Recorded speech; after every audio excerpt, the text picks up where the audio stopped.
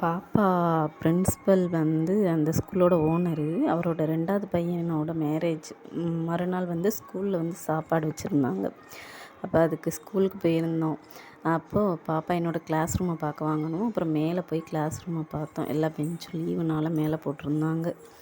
அதுக்கப்புறம் சரி ஓகே அப்படின்ட்டு பாப்பா அந்த எக்ஸாம் அட்டன் பண்ணாதனால அந்த போர்டில் உள்ளதை ஃபோட்டோ எடுத்துகிட்டு அப்படியே கிளம்பிட்டோம். கிளம்பி கீழே வரவும் பிரஜித் வந்துட்டு அவனோட கிளாஸ் பார்க்கணுன்ட்டு ஒரே அழுக. போய் பார்த்தா பூட்டி இருந்துச்சு. சரி ஓகே பூட்டி இருக்குன்னு சொல்லிட்டு சாப்பிட்ற இடத்துக்கு வந்தாச்சு. சாப்பாடு வந்து ரொம்ப நல்லா இருந்துச்சு. நல்லா மட்டன் பிரியாணி, சிக்கன் சில்லி, தயிர் ரைத்தா, ப்ரெட் அல்வா, அதுக்கப்புறம் வந்துட்டு தாளிச்சா இதெல்லாம் கொடுத்தாங்க. நல்லா இருந்துச்சு. ரொம்ப அருமையாக இருந்துச்சு பிரியாணி. அதுக்கப்புறம் நல்லா சாப்பிட்டாங்க. பிள்ளைகளை ஒரு வழியாக சாப்பிட வச்சுட்டு வாட்டர் பாட்டில் வந்து இல்லை பார்த்துக்கோங்க. இருந்தது தம்பி சிப்பரை பிச்சிட்டான்.